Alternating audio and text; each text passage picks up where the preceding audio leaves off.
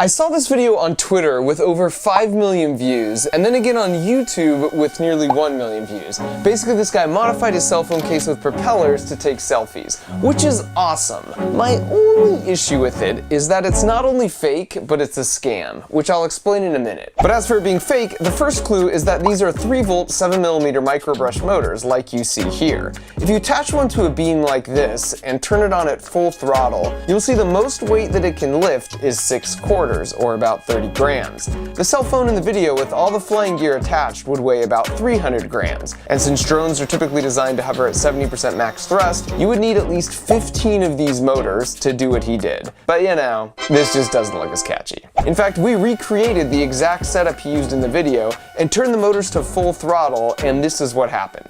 Here it is in slow-mo, and as you can see, there's hardly any difference than if you don't turn the propellers on at all. So I'm going to show you how this scam artist somehow manages to break the laws of physics 4 more times in this 3-minute video, and then because obeying the laws of physics isn't optional, we're going to call up fellow YouTuber Captain Disillusion to see if he can help us spot any signs of special effects. And then, with my buddy Peter Schriepel, I'm going to show you what it would take to actually build a flying selfie phone case, and then I'll put all the details on a new site I built using Wix.com. But before I do any of that, let me first explain why this is a scam and not just a harmless fake video for meaningless internet points. With this many views and an astounding 80% like ratio, which means most people probably didn't realize it was fake, it's a statistical certainty that some young, aspiring engineer actually tried to build this themselves. Worse than their parents' phone dropping like a rock and breaking, this might have been his or her first experience at making something. But how, you might ask, would they know what components to use? Well, here in the description, Amazing Maker was kind enough to put links.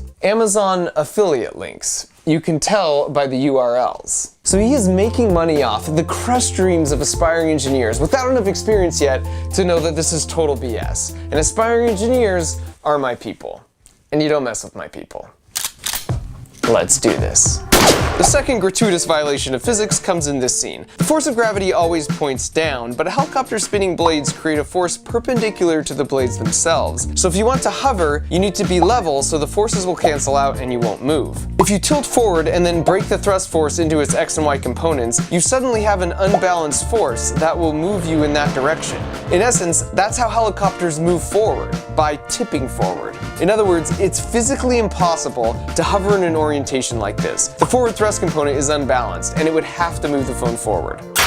The third major issue is the Arduino-compatible circuit board he chose. It's the same board here, and it's supposed to be the brains for the drone, yet this specific model of board doesn't come with any sort of gyroscope or accelerometer. Here's why that matters. If you've ever tried balancing something on your hand like this, you and your body were creating what's referred to as a closed-loop feedback control system. So if it starts to tip over, my eyes relay that to my brain, and my hand says, hey, I'm no longer feeling the weight just up and down, it's also pushing my hand this way. And so my brain takes all that information and responds by telling my hand to move this way at a specific speed in order to compensate. So to keep this thing balanced, there's this continuous loop of quickly gathering information and then making real-time adjustments. And closed feedback loops are used all over in engineering. From the simple case of a thermostat that continuously checks the air and turns on at a certain temperature, to dartboards that update their position 200 times a second to get a bullseye every time, to machines that are abused, and most certainly for anything that flies and needs to stay in the air. The fact that his board is missing a gyroscope and an accelerometer means there's no way for it to tell if it's starting to rotate or to fall in any direction. It's the equivalent of trying to balance the board wearing a blindfold and an oven mitt. You have no idea what adjustments to make to keep things balanced.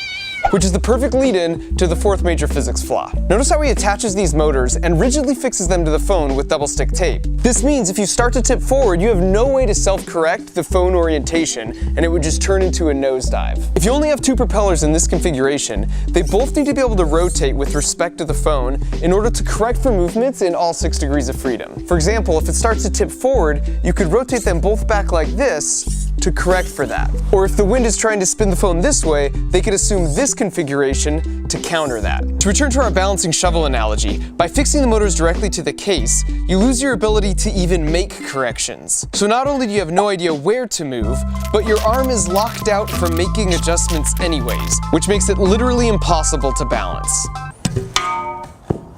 Ow.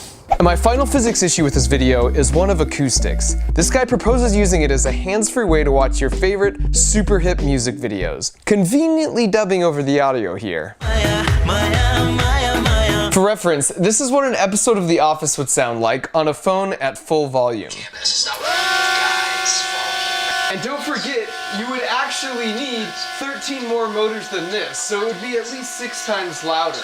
So now that we've thoroughly established a multitude of physical laws have been broken, let's find out exactly how he faked it. And to do that, I've arranged a video call with the undisputed heavyweight champion of debunking fake videos using special effects, Captain Disillusion.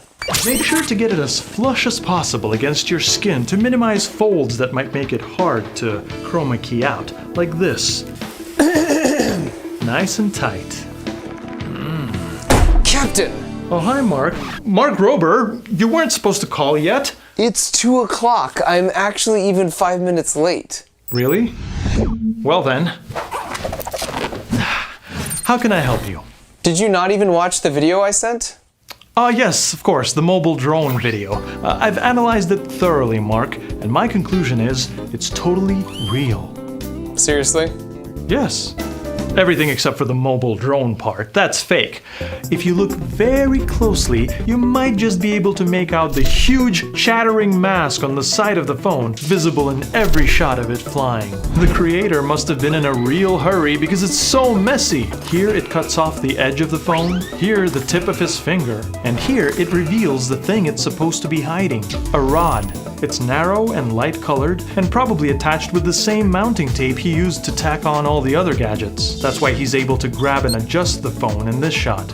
By the river, the mask hides not just the stick, but the whole person holding it. Look closer. On this side, the real-time water, and on this side, a still frame from an empty version of the shot. And if we track the phone's position and rotation, we can easily reverse engineer exactly how the stick puppeteered it, rotating mostly from the point where it was held. Wow. That was very impressive, Captain D. Thank you for taking the time. My favorite part of this whole thing is the audio. The tiny propellers must have made so little noise at a distance, it didn't give a proper drone vibe. So the hoaxers recorded the sound of the motors up close and reused the same clip in every scene, complete with their muttering voices in the background.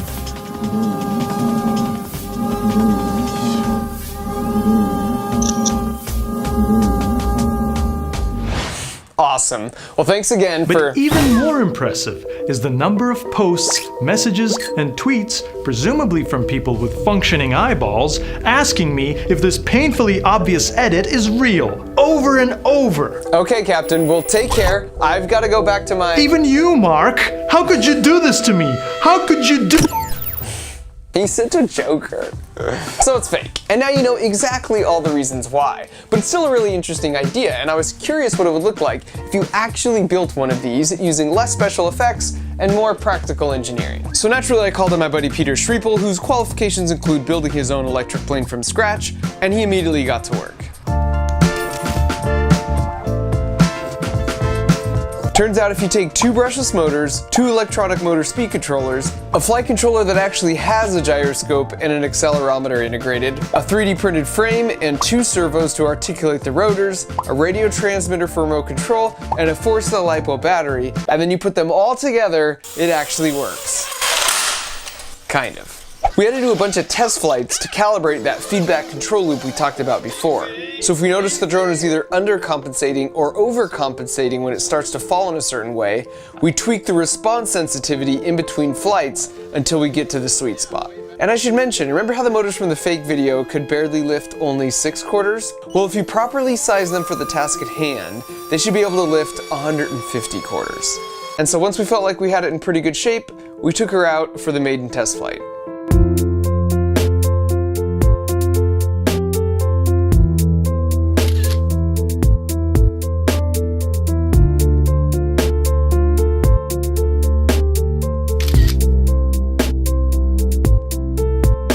In our defense, it was a little windy out there, but as you can see, it could be pretty wobbly at times. The truth is, a bicopter like this totally works, it just isn't a great design choice. The The reason pretty much all camera drones are quadcopters is because they're much more stable due to a larger footprint shared between 4 motors. And by getting clever with the throttle speeds, you can move in all 6 degrees of freedom with no moving parts.